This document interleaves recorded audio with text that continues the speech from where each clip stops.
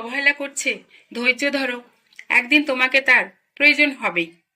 যতক্ষণ না তুমি অতীতকে ভুলতে পারছো, যতক্ষণ না সবাইকে ক্ষমা করতে পারছো, যতক্ষণ না তুমি মেনে নিচ্ছ যে অতীত চলে গেছে, ততক্ষণ তুমি নিজের এগিয়ে যাওয়ার ক্ষমতাকে কাজে লাগাতে অক্ষম। নরম কাদা একবার পুড়ে যদি ইট হয়ে যায়, তারপর যতই পানি ঢালা হোক না কেন তা আর গলে না, বরং শক্তিশালী হয়। মানুষের মনও একই রকম। একবার কষ্ট পেয়ে পাথর হয়ে গেলে শত আবেগেও তার কোনো পরিবর্তন হয় না। বয়স বাড়ছে, দায়িত্ব বাড়ছে, টেনশন বাড়ছে, শুধু ভালো থাকাটাই কমে যাচ্ছে।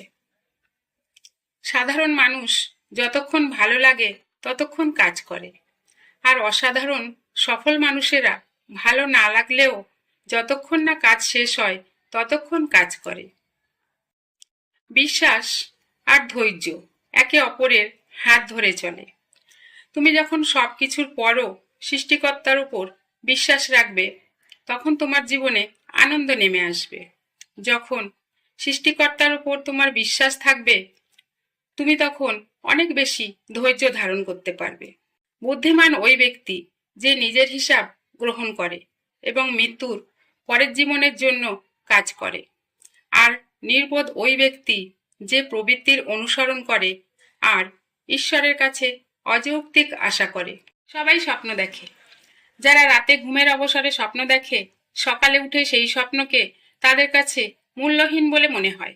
কিন্তু দিনে যারা স্বপ্ন দেখে তারা আলাদা, কারণ তারা খোলা চোখে স্বপ্ন দেখে এবং সেগুলোকে বাস্তব করার ক্ষমতা রাখে। বৃক্ষের সার্থকতা যেমন ফল ধারণে, সেই রকম নৈতিক গুণাবলীর সার্থকতা শান্তি লাভে। চরম ও পরম শান্তি লাভের পথ হচ্ছে ক্রমাগত সৎ জীবনযাপন করা। প্রত্যেক জ্বলন্ত প্রদীপের নিচটা অন্ধকারই থাকে। প্রত্যেক রাতের পর একটা সকালও হয়ে থাকে।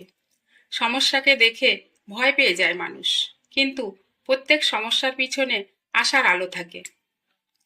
মুখের কথা তো সবাই শোনে, কিন্তু মনের কথাগুলো শোনার ক্ষমতা কারো নেই, একমাত্র উপরওয়ালাই শোনেন।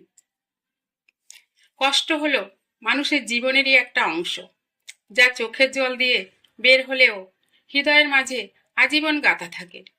আর সুখ যদিও মানুষের জীবনের একটা অংশ, তবে তা হৃদয়ের মাঝে গাঁথা থাকে না, হাসির মাধ্যমে বাতাসের সাথে মিশে যায়।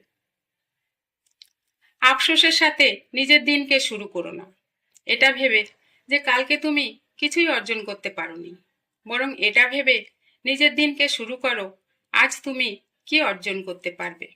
মুশকিল ভর্তি সকাল, তাহলে নিজের বুকে হাত রাখো, নিজের হৃদস্পন্দনকে অনুভব করো।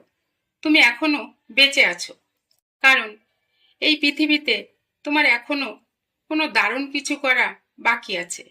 তাই কখনোই হতাশ হইও না, আর নিজের কাজকে উদ্যমের সাথে করে যাও।